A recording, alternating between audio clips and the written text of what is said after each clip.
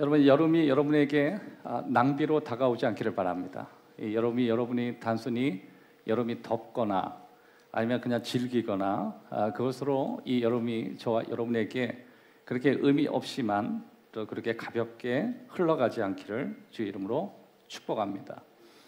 여러분, 우리의 인생에서 우리는 매 순간 중요한 결정을 늘 내리게 되죠. 최고의 인생을 산다는 건 매 순간에 최고의 선택과 결정을 내리게 되는 것입니다. 그래서 우리는 결정을 내리긴 하는데 그 내리는 방법을 잘 모릅니다. 그래서 우리는 성경 안에서 어떻게 우리가 방법을 내리고 살아갈 것인가, 하나님은 말씀을 통해서 우리에게 가르쳐 주시는 것이고, 그래서 끊임없이 우리는 배워야 돼요. 하나님께서 우리에게 주신 숙제가 있습니다. 그것은 배우고 살라라고 하는 거예요. 배워라. 배우는 게 숙제예요. 생각보다 우리는 잘 배우지 않으려고 하죠. 나이가 들수록 배우는 거 참 싫어합니다. 근데 여러분 그거 아시죠? 학습이라고 하는 건 자동적으로 익혀지는 게 아니고 의도적으로, 의식적으로 그렇게 되어지는 것입니다. 나이가 들면서, 나이가 든다는 것 자체가 똑똑해지거나 지혜로워지는 걸 의미하지 않아요. 만약에 나이가 드는데 자동적으로 똑똑해진다면 나이가 들었는데 바보라는 얘기를 듣지 않죠. 그러니까 나이가 드는 것과 지혜로운 것, 이건 좀 달라요. 경험이 많은 것이지 지혜가 있는 건 아니에요. 가장 최악이 뭐냐면 나이는 들어가는데 지혜가 없어지는 거예요.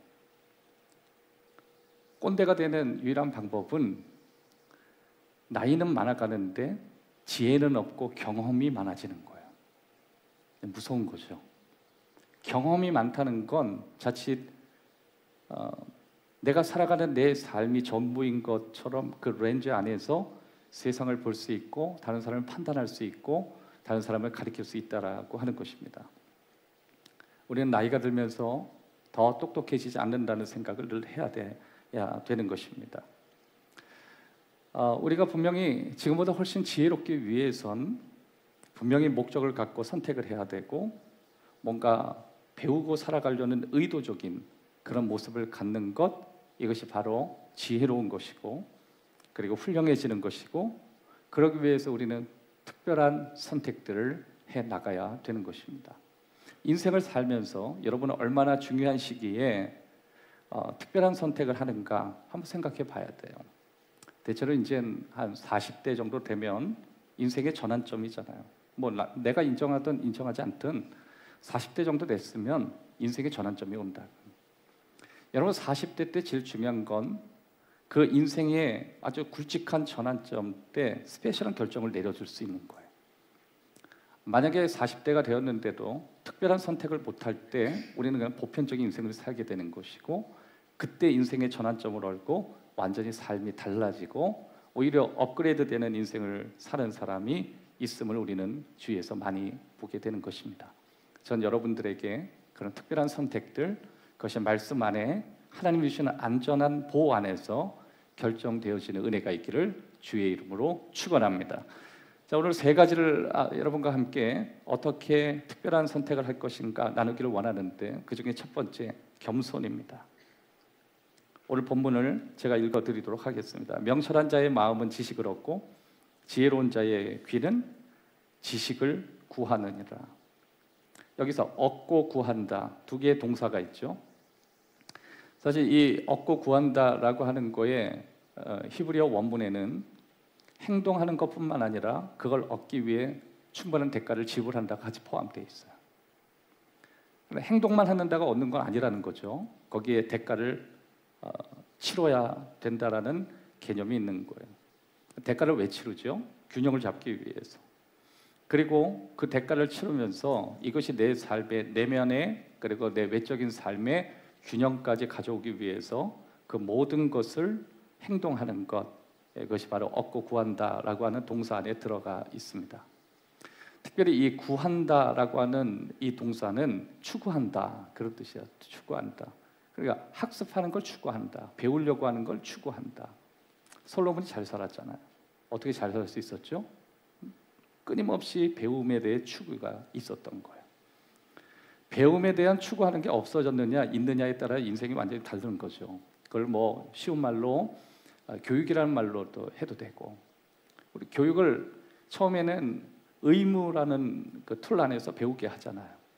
사람은 본능으로 잘 안 배우려고 하거든요. 다른 대로 그냥 닥치는 대로 살고 싶고 그러고 싶은데 그러면 안 되니까 고등교육까지는 의무적으로 뭔가를 추구하고 배우는 것에 집중시키는 거예요. 대학까지는 사실 뭔가 철학적인 게 들어가지 않아요. 대부분 이제 하이스쿨, 고등학교 때까지는 기존에 있는 객관적인 자료를 갖고 암기식이 맞습니다. 얘네가 뭐가 있어야 생각을 하죠. 그러니까 고등교육까지는 대부분 새로운 지식에 대해서 축적되어지는 그런 내용들이 있고 그것을 이미 있는 지식을 가지고 오는 거고 이제 대학생이 되면 그다음부터 이제 추구하는 게 나가는 거죠. 자신이 가지고 있는 지식을 기점으로 끊임없이 추구하고 원하는 방향으로 찾고 그러면서 거기에 대가를 치르면서 이 세상의 어떤 영역에 이바지하는 쪽으로 가게 되는 게 이제 대학 과정이고 그리고 거기에 한 걸음 더 나가면 대학원을 가잖아요. 대학원은 그 부분에 전문적으로 깊이 들어가는 그러니까 결국 우리가 끊임없이 배운다라고 하는 건 저절로 이루어지는 게 아니라 끊임없이 추구하고 또 그렇게 되기를 원하는 것 그리고 거기에 시간적 대가, 물질적인 대가, 이런 정서적인 대가 여러 가지 대가들을 치르게 되는 거예요. 배우면 대가가 있어요. 한번 따라합시다. 배우면 대가가 있다. 그러면 엄마들이 공교육이 다 안 되니까 사적으로 돈을 들여서 또 배움을 막 확장시키려고 하잖아요. 어찌됐든 배우는 건 우리에게 의미가 있습니다. 자, 그런데 오늘 이 잠언에서 뭐라고 얘기하냐면 무언가 얻고 구한다 이 개념에는 겸손이 들어가 있어요. 왜 그러냐면 구한다는 건 뭐예요? 내가 항상 무언가를 배우고 있다는 거예요. 자, 배움의 첫 번째 조건이 뭐냐면 새로운 것을 기대하면서 내가 뭔가 겸손해지는 거예요. 잠언서 11장 2절 교만이 오면 욕도 오거니와 겸손한 자에게 지혜가 있다. 그러니까 지혜가 있는 겸손한 사람은 지혜롭더라. 그러니까 결국 지혜를 얻기 위해서 기본적인 태도가 뭐예요? 겸손해지는 것입니다. 겸손은 학습의 기초예요. 여러분 보통 어디를 가든지 기초부터 잘 가르치죠. 근데 요새 아이들 뭔가 이게 싹이 안 되면 그것을 다 알아요. 다 배웠어요. 여러분 학교에서는 지식을 가르치는 게 아니라 사실 태도를 가르치는 거예요. 요새 조기 교육이 이게 심각한 이유가 뭐죠? 초등학교 1학년짜리가 고등학교 교육까지 다 알아버리는 거예요. 그리고 선생님이 가르쳐 주려면 뭐라 그러냐면 그거 아는데 그리고 엎어져서 자는 거예요. 거기에 무슨 미래가 있습니까? 알지만 기초적인 알면서 끝내는 게 아니라 거기에서 태도를 배우는 것이거든요.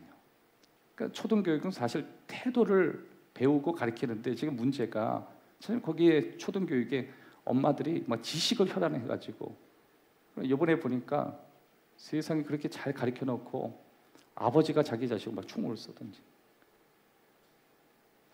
자식이 아버지 쏜 적이 있어도 아버지가 자식을 쏜다는 건 짐승 외에는 들어본 적이 요새 없는데 혹시 온라인으로 예배 드리시는 분 중에 아버지하고 사이가 좀 안 좋으신 분들 혹시 그런 분들이 없기를 바라요. 그런데 그렇게 했다라고 할 때 좀 무슨 생각이 지나가냐면 그 아버지 누군가의 자녀가 아니었을까 그 생각이. 그 아버지도 자신의 아버지에게 자신의 부모에게 그런 걸 배운 적이 없는 거예요. 지식만 배운 거예요. 여러분 혹시 그런 거 기억나세요? 옛날에 어떤 의사가 되었는데 가족을 다 막 살해하고 돈에 막 혈안이 돼 있어가지고 의사가 된 것도 대단한데 그 가족을 다 죽이는 도구로 쓰더라. 이렇게 우울한 내용은 아니에요 오늘 본문이. 하지만 여러분 겸손의 태도를 얘기하다가 하나님의 이끌리심으로 지금 이야기를 하는 것입니다. 교만이 오면 욕. 여러분 내가 아는 것을 쉽게 하기까지는 엄청난 노력이 들어간다는 거 알고 계세요? 남들이 볼 때 쉬운 지식도 그것이 내게 활용되는 단계까지 가려면 실제로 쉬운 게 아니라는 걸 발견하게 되는 거예요. 그래서 노력이 필요한 거고 거기에 우리의 마음을 다하는 것이 필요한 것입니다. 보통 우리가 이제 기술이라는 말을 쓰잖아요. 여러분 기술이 뭐예요? 혹시 알고 계세요? 기술은요 내가 가지고 있는 타고난 재능을 어떻게 활용하는지를 연구하는 게 기술이에요. 우리는 타고났어요. 어떤 사람은 타고난 게 있다고요. 하나님 다 주셨어. 없는 게 없어요. 여러분 다 받았어요. 여러분 모르는 거예요. 왜 몰라요? 개발을 안 했거든요. 여러분 북한에 여러분 아시죠? 수많은 광물이 있다는 거. 가난한 나라의 특징 아십니까? 수많은 잠재적인 광물이 있는데 가난해요. 세상 말로 그 모양으로 살아. 우리는 계속 그래요. 왜 그 모양으로 사나? 내가 그 능력 가지면은 날아가겠어. 내가 당신 같은 그런 배경이나 당신 같은 그런 가문이나 당신 같은 그런 부모나 당신 같은 그런 지식적인 능력이나 암기의 능력이라면 난 적어도 당신한테 그렇게 당신처럼 그 꼴로 살지 않겠어. 이런 게요. 북한의 질비하다고. 여러분 필리핀 가보세요. 온통 숲이에요. 그런데 구석구석 걸으면 쓰레기밖에 없어. 그런데 개발자가 들어가면 리조트가 올라가요. 여러분 저는 제 친구가 이 원주민 사역을 하는데 그 친구가 저한테 그래요. 제가 이제 남아공에서 일하는 사역하는 친구 같은데 물어봤어. 야 너는 남아공에 지금 그 흑인 중심으로 옛날에 백인이었는데 흑인 중심으로 갔는데 어떠냐? 백인들이 자기에 있는 터전 다 뺏어갔다고 체제를 따르고 흑인으로 바꿨는데 만델라 이후에는 백인들을 쫓아내고 백인들이 하던 걸 다 가져왔거든. 그랬더니 그 친구 하는 말이 솔직히 객관적으로 볼 때 흑인들은 게을러 그러더라고요. 그래서 왜 게을러? 그랬더니 백인들은 집에 가보면 앞에 있는 텃밭 하나가 다 있대요. 조그맣게 많지 않대요. 거기에 상추 심고 뭐 심고 해가지고 늘 푸르르대. 그런데 이 흑인들은요 구석구석에 가보면 거기 막 다 쓰레기통이다. 그래서 관공서도요 백인이 있을 때는 제가 백인주의자는 아니에요. 저는 확인종이기 때문에 괜찮아요. 그런데 백인들은 일처리가 빨리빨리 한대요. 깔끔하대. 왜? 원래부터 피가 그래서? 아니요. 배웠어요. 성실함을 배웠어요. 그런데 흑인은요 백인들에게 맡기고 한 달 안에 끝날 거 6달 걸린다는 거.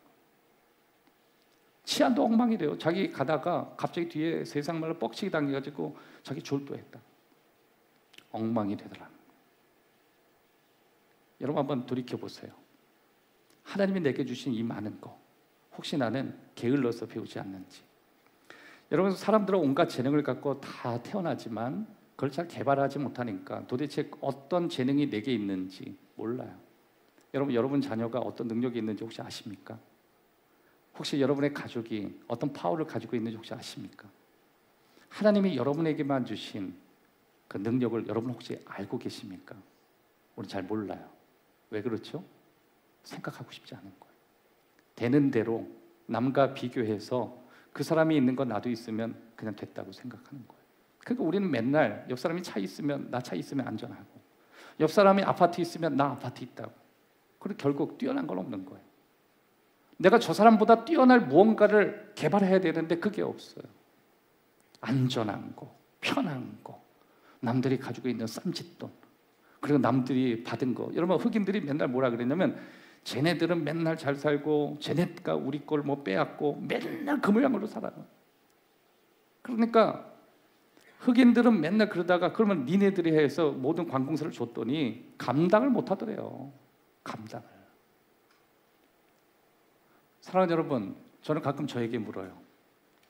제가 원하는 그것을 하나님이 주신다면 너 감당하겠니? 그거예요. 여러분 혹시 여기 학생들 하나님 앞에 뭔가 열등한 구하는 것들, 여러분 사업하시는 분들, 여러분에게 하나님 주시는 거 뭔가 주시면 감당하시겠어요? 그거 감당 못합니다. 대표적인 게 뭐예요? 11조 아니에요. 여러분 이번에 킹 오브 킹스의 그 전체 감독이 예수 믿거든요. 그래 주영훈 씨가 직접 물어봤어요. 죄송하지만 11조 하나요? 그랬더니 합니다. 그러시더라고요. 우와 그래요. 그랬더니 옆에 있는 사람이 얼마 정도 아십니까? 요번에 영화 수익이 한 500억 정도 들어오는데 그것도 할 생각이라고. 그랬더니 오 이게 우리 막 2, 30만 원도 막 아끼고 못 하잖아요. 못 하잖아요. 10만 원, 15만 원 주셔도. 그런데 500억에서 할 거래요. 그러니까 옆에서 놀라요. 너무 많지 않냐고. 네, 많죠. 근데 저는 망했었습니다. 망하고 나서 내 것이 아니라는 걸 알고 나서 용기가 생겼다. 여러분, 이게 하나님 앞에 내가 어떤 마음을 갖고 사느냐, 그리고 그렇게 하는 사람들 보면 그게 보통 실력이 있는 게 아니에요. 찬양하시는 것도 마찬가지. 능숙해서 그냥 쉬운 게 아니라 그 안에 정말 온갖 노력을 하는 거예요. 스포츠, 사업, 교육, 그 사람들이 만약에 뛰어난 모습을 보이고 있고 여러분들이 그러고 있다면 아마 거기에는 수많은 노력과 수많은 시간을 들이고 수많은 눈물의 스토리가 있을 것입니다. 초등학교, 중학교, 고등학교, 대학교까지 가도 배움은 끝난 게 아니에요. 그래서 나이가 들어도 끊임없이 배우려고 하는 겸손함으로 우리는 내 자신을 발견해야 되는 것입니다. 그러면 우리가 스스로가 어떻게 배울 것인가에 따라서 일반적인 사람과 그리스도인들이 공유할 수 있는 5가지 스타일을 여러분과 함께 나누기를 원하는데, 그 중에 첫 번째, 시각적으로 학습하는 스타일들이 있습니다. 제가 좋아하는 스타일인데, 제가 설교를 하거나 제가 성경 말씀을 읽을 때 저는 색패를 사용합니다. 그래서 빨주노초 파난보를 해서 제가 설교할 때 특별히 제 설교하는 포인트 가운데 색깔이 주는 의미가 다릅니다. 아무도 몰라요. 저만 압니다. 노란색이 들어갈 때는 노란색의 의미가 뭔지, 빨간색의 의미가 뭔지.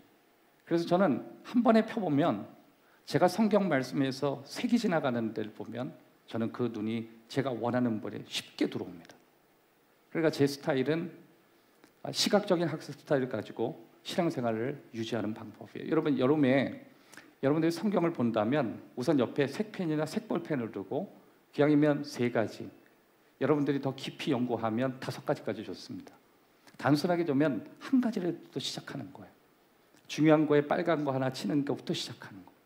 거기서 누군가를 가리키기 위해서는 2가지가 늘어나야 되고, 여기서 한 번 더 들어가면 3가지가 늘어나야 돼요. 색이 계속 들어간다는 건 무슨 뜻이에요? 깊어진다는 거예요. 저는 보통 한 5가지를 써야 주일 설교가 돼요.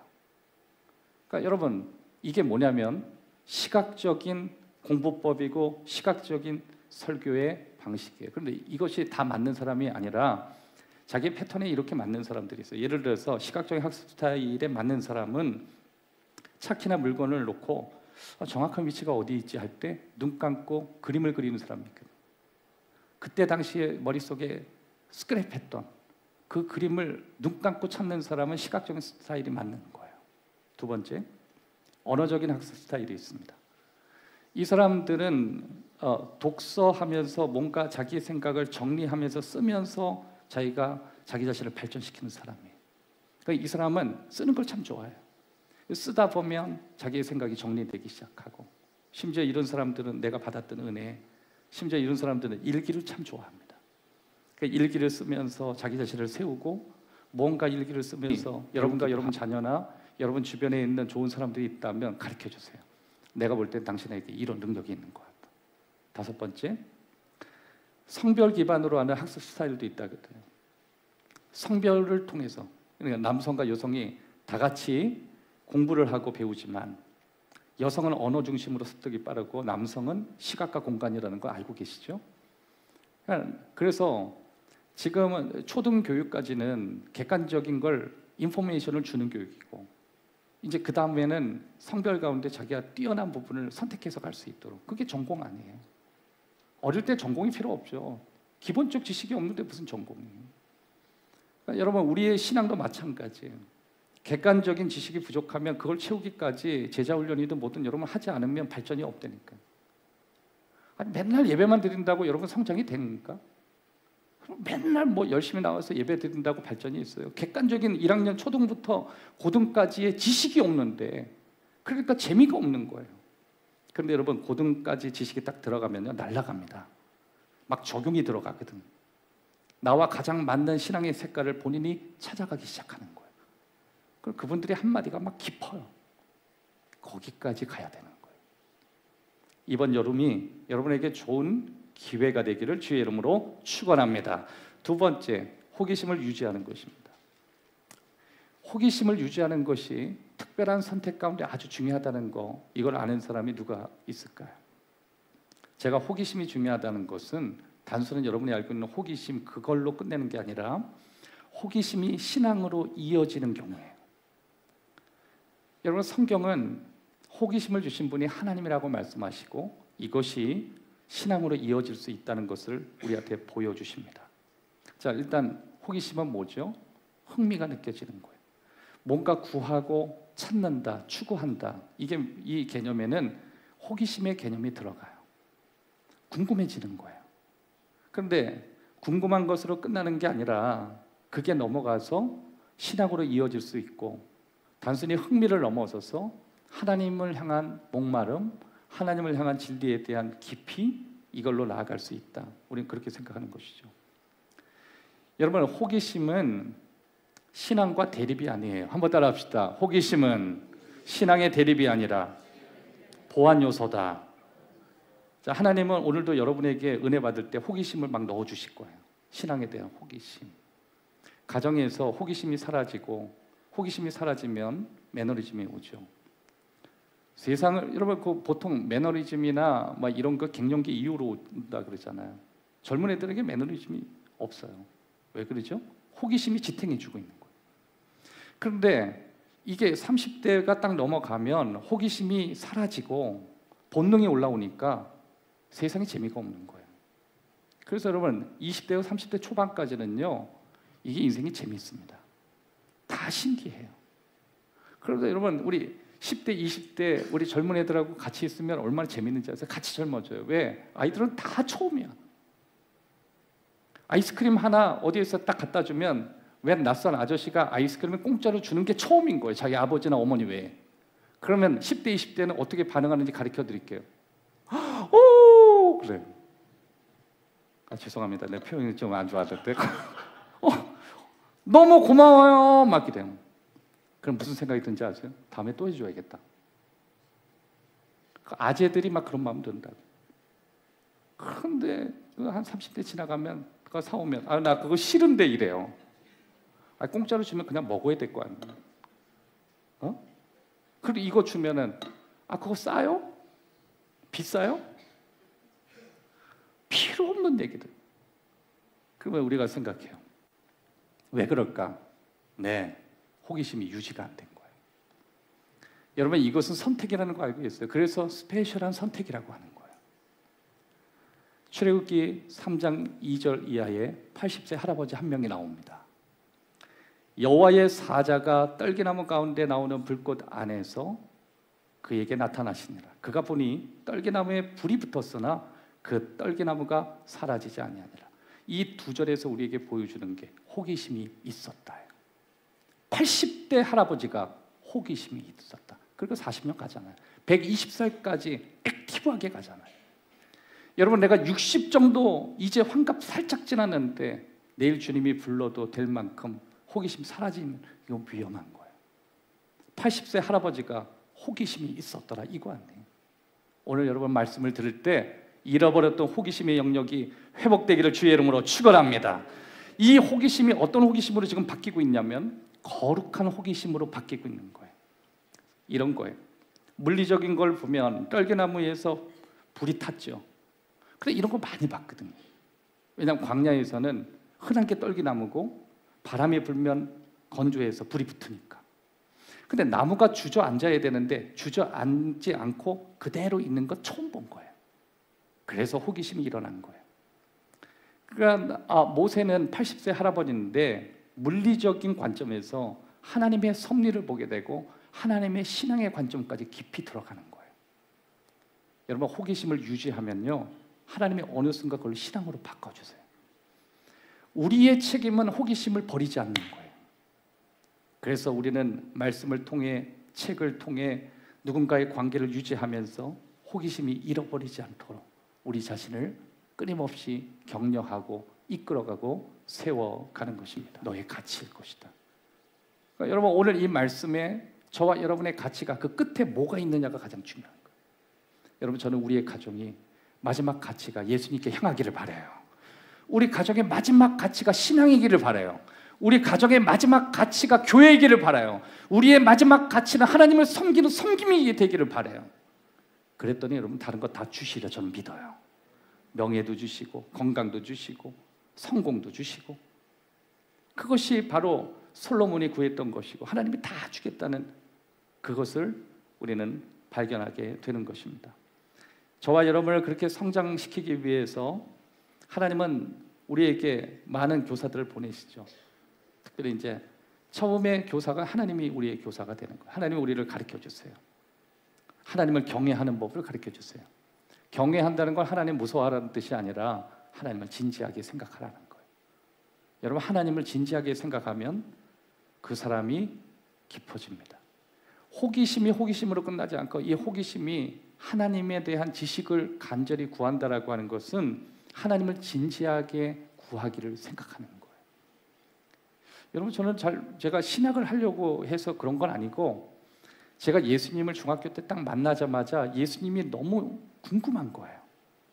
그래서 그 호기심이 누가 가르쳐 줄 사람이 없으니까 그때도 기독교 서점이 아주 잘 됐거든요.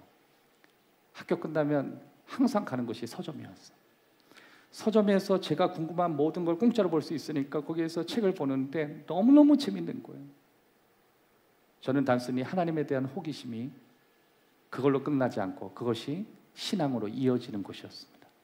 그러고 나서 그때 보았던 책들, 그때 느꼈던 설렘, 이것이 오늘 제 학습에 도움이 됐고 오늘 제가 공부하고 하나님 말씀을 여러분과 나누는데 저한테 큰 도움이 되는 것을 요즘 발견할 수 있습니다. 또 한 가지, 다른 사람을 통해서 우리를 가르쳐 주기도 하시거든요. 거기에 대한 사람에 대한 호기심도 우리에게 필요한 거예요. 잠언서 13장 20절에 보면 지혜로운 자와 동행하면 지혜를 얻고 미련한 자와 사귀면 해를 받느니라. 누가 그런 얘기했어요. 당신과 지금 어울리고 있는 그 사람을 통해서 당신의 인생이 달라진다. 지금 내가 만나고 있는 5명, 이 사람의 평균값이 내가 앞으로 누구와 어울리는지 결정을 짓는 거예요. 사람 잘 만나십시오. 여러분, 진짜 잘 나가고 시대에 쓰임받는 사람 아무나 안 만납니다. 그것은 담 쌓고 살라는 게 아니라 내 마음을 쉽게 주지 않아요.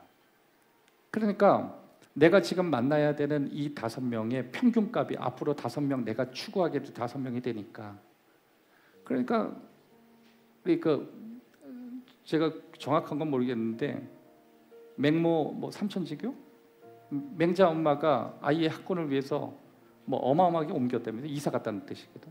왜냐하면 여러분, 왜 우리 학생들한테 물어볼게요. 우리 엄마들한테 물어볼게요. 여러분의 자녀들 왜 좋은 학교 보내야 되는지 아세요? 좋은 학교 가면 좋은 애들이 있어요. 있다고. 목사님, 나 디스하는 건가? 아니요. 저도 좋은 학교 나온 사람은 아니에요. 하지만 우리가 보편적으로 보자고요. 왜 그 사람들을 리스펙하냐고요. 솔직해지자고요. 좋은 학교를 나온 애들이 좋은 인성이 있더라. 왜? 그 아이가 좋은 학교를 다니기 위해서 그 부모가 헌신할 수밖에 없었고 그렇게 배웠고, 물론 중간에 그렇게 배운 애들도 인성이 꽝인 애들 있고 10,000명에 1명이에요. 1,000명에 1명이에요. 왜 1,000명에 1명을 당신이 그걸 왜 거기에 당신을 납득시키려고 왜 거기다 집어넣어요? 여러분, 좋은 가문 있죠? 좋은 학교 다니는 애들, 그 공부 열심히 하는 애들 뒤에서 엄마 아빠 몸부림을 칩니다. 그거 보통 힘든 게 아니에요. 그러니까 우리는 덮어놓고 그래 보는 거예요. 그 가문 본다고 어떻게 하는지. 그걸 딱 보면 아는 거 아니에요. 그러니까 어떻게 해서 그레이드를 막 올리려고 하고 열심히 하려고 하고 그 사람하고 친구 되게 하고 나쁜 친구 어울리지 못하게 하고 어두운 친구들 만나지 못하게 하고. 여러분 자녀들 아무나 막 만납니까? 아니에요. 여러분, 아무나 만나면 안 돼요. 친구는 되되 어울려선 안 돼요. 왠지 아세요? 닮아요. 닮는다고. 여러분, 교회에서 성도라고 다 만나요? 성도는 다 사랑해야 되죠. 그럼 내가 영향을 받으면 안 되는 거예요. 그래서 서로 격려하고 용기를 주고 힘을 얻되 내가 거기에 물들어서는 안 되는 거예요. 그래서 우리는 진지하게 내게 영향을 주는 그 5명을 결정할 땐 심각해지는 거예요. 여러분, 친구한테 한번 물어보세요. 너가 만약에 친구라면 나 선택할 거냐고. 근데 그 친구가 미쳤냐 임마? 이러면요, 나 문제 있는 거예요. 저 중학교 때 제가 충격받은 게 있었습니다. 제가 반장이 너무 되고 싶었어요. 선생님이 자기를 추천해서 반장 되면 하겠다고, 손 들면 된다고 그랬어. 근데 제 친구랑 나쁜 짓 같이 하고 항상 같이 있었거든. 제 친구한테 제가 출사표를 던지기 전에 얘기했습니다. 너 나 반장 나가면 나 뽑을 거 맞지? 나 너 믿고 나간다. 그랬더니 미쳤냐 임마 그러더라고. 그래서 이게 무슨 말이야? 그러니까 넌 반장하면 안 돼 그러더라고. 그게요, 얼마나 얹혔으면 지금까지도 알고 있잖아요. 네? 안 된다고요 여러분. 아멘. 찬양하고 마지막 세 번째. 주는 내 상급 내 모든 헌신 드려 오직 주 예수만이 나의 만족 되시네. 언제나 주 찬양하리 주를 보내 자유한 우리 목소리로만 고백합시다. 주님 한 분만으로 주 한 분만으로 난 부족함 없네. 내 모든 필요 주 안에 있네. 함께 고백합시다. 주는 내 전부 내 구원의 즐거움 언제나 변치 않는 천국의 소망 언제나 주 찬양하 여기 계신 주님 여기 계신 주께 영광도 주님 한 분만으로 주 한 분만으로 난 부족함 없네. 내 모든 필요 주 안에 한 번 더 고백하면 주님 한 분만으로 주 한 분만으로 난 부족함 없네. 내 모든 필요 주 안에 우리 주님만 따르기를 원합니다. 주 예수님만 따라가리라 돌아서지 하늘이 주 예수님만 따라가리라 돌아서지 하늘 세상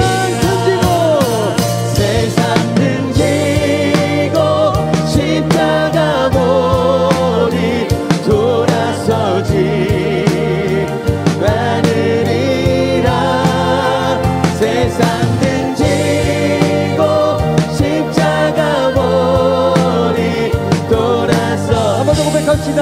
세상 등지고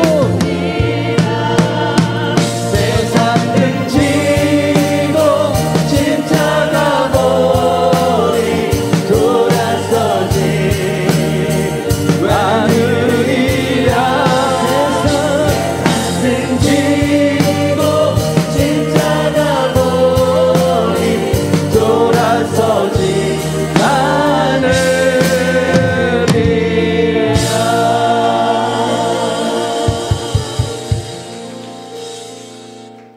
이번에 이제 둘째가 인턴 때문에 이제 서울대를 갔는데 서울대 가서 첫날 느낌을 한번 얘기해봐라. 그러니까 딱 한 가지 배워서 왔더라고. 친절하더라고. 너무너무 친절하더라. 식당 가도 친절하고. 그러니까 이게 벌써 스스로의 마음 가운데 그 친절한 거에 몸이 밴 거예요. 하나님이 사람을 통해서 배우게 하는 거예요. 그리고 여유가 있는 게 아니라 그냥 카인드가 느껴지는 거예요. 우리는 뭐 용어 가졌다가 눈 위아래로 훑고 뭐 거칠고, 여러분 진짜 막 호텔 이런 데 가보세요. 직원들이요 얼마나 친절한지. 여러분 교회가 아무리 커도 성도들이 거칠고 청년들이 아무리 많아도 세상 말로 인사 하나 못하는 친절 하나 없는 청년들하고 무슨 비전을 나눕니까? 이번에 사실 우리 청년부 수련회 가는 거 여러분 기도해 주세요. 이번에 한 31명 정도 같이 가는데, 사실 우리 자체적으로 수련회 할 수 있지만 밖에 나가서 이번에 아무것도 하지 말고 너희들 여기서 많이 섬기니까 그들이 얼마나 친절한지 배워라고. 가서 배우라고. 이번에 한 400명 정도 청년들이 같이 섞여서 생각을 나누고, 또 그들은 원래 친절하진 않을 거예요. 그러면서 내 자신이 한번 되돌아보고, 또 우리가 어떤 태도를 가져야 되는지 누군가를 통해서 배우는 거예요. 여러분 살다 보면 까다로운 사람을 보내주거든요. 불편한 사람을 보내줘요. 근데 여러분 하나님이 우리에게 성령의 열매를 줄 때 사랑, 희락, 화평, 오래차름, 뭐 착함, 친절, 성실, 온유 막 이런 거 주잖아요. 그게 선물이 아니라 열매라는 걸 기억하세요. 따라합시다. 선물이 아니라 열매다. 다시 말해서 경작되고 생산돼야 된다는 거예요. 사랑은 어떻게 열매가 맺어져요? 까다로운 사람을 사랑하려고 몸부림치다가 사랑의 열매가 맺어지는 거예요. 믿을 수 없는 상황에서 하나님을 믿으려고 노력하다가 믿음의 열매가 맺어지는 거예요. 참을 수 없는 상황에서 참으려고 하다가 오래 참을 맺어지고, 불친절해도 괜찮은 상황 속에 친절하려고 하는 과정 안에 열매가 경작되는 거예요. 세 번째, 하나님은 우리의 경험을 통해 가르쳐 주십니다. 하나님은 우리의 경험, 얻고 구한다. 이건 뭐예요? 하나님의 응답은 경험을 주시는 거. 그러니까 내가 그런 경험을 원하는 거고 그런 경험을 주시는 거예요. 근데 그 경험 가운데 우리가 원하는 경험도 있지만 인생의 까다로운 경험들을 주시거든요. 그게 이제 낙심, 불안 막 이렇게 오는 거죠. 시편 42편 5절에 보면 내 영혼아 내가 어찌하여 낙심하고 어찌하여 내 속에서 불안해하는가. 하나님께 소망을 둬라. 그래서 소망이 안 풀리니까 낙심이 되거든. 그러니까 낙심이 됐다는 건 뭐예요? 인생이 까다로워지는 거예요. 그런데 하나님이 그 까다로움도 경험으로 주신 거죠. 그리고 그걸 붙들면서 소망으로 바뀌어가는 경험들을 하는 거예요. 여러분 우리 인생은 상수가 아니에요. 상수와 변수가 있잖아요. 인생은 계속 바뀌어요. 한번 따라합시다. 인생은 고역이 옛날에 끝나고 나서 오후에 또 설교 있을 때, 저는 설교 딱 끝나고 설교 엉키잖아요. 집에 빨리 가고 싶어. 여러분 얼굴 보기도 싫고 밖에서 인사하기도 쉽지 않고, 그래서 짐 싸고 나 간다 막 이러고 싶은데 여러분 있으니까 기대다. 이러고 집에 가서 그리고 무슨 생각은 다음 주 기다린다. 아직 나는 죽지 않았어.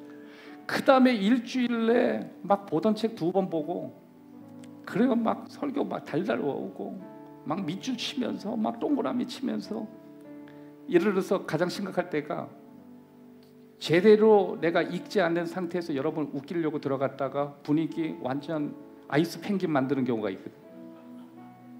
분명히 내가 여기다 썼어요. 이걸 하고 성도들은 웃는다요. 근데 그렇게 했는데 성도들이 심각해지는 거예요. 그 다음부터 막 꼬이고 막 어쩔 줄 모르고요. 그 다음에는요 2번째가 기억이 안 나. 왜냐하면 이 스텝의 다음에 성도들이 웃는다인데 이게 분위기가 나를 욕한다의 분위기로 되는 거야. 그럴 때 망했다. 오늘 완전 망했다. 그러고 나서 어떻게 하면 저 평상시에 웃음 없는 사람들을 어떻게 조금이라도 편하게 웃길까 막 죽어라 공부해. 여러분들 직장 다 그러지 않아요? 지난주는 실패했는데 이번 주는 어떻게 하지? 배워야 되잖아요. 이번 주는 엉망인데 그래 난 버렸어. 끝이야. 이게 아니라 해보고 싶다. 노력하고 싶다. 예, 그게 70도 가능하고 80도 가능하고 90도 가능하고 죽기 직전까지도 가능하대요. 이 말씀하고 마칠게요. 제가 교육학을 같이 겸해서 공부하면서 일반 교육학하고 기독교 교육학이 완전히 다르다는 걸 비평했어요. 일반 교육학은요 딱 보니까 6살 때 이미 그 아이의 미래가 끝나고 교육도 끝난다고 이렇게 얘기해요. 그래서 조기 교육, 태교 교육, 어릴 때 교육. 그리고 엄마들이 막 7살 때까지 죽어라 사교육시키는 게 그래서 그런 거예요. 그런데 성경을 보니까 요셉은 채색 옷을 입은 유아 시절이 있었지만 그가 죽기 직전까지 성장하거든요. 이게 맞아요.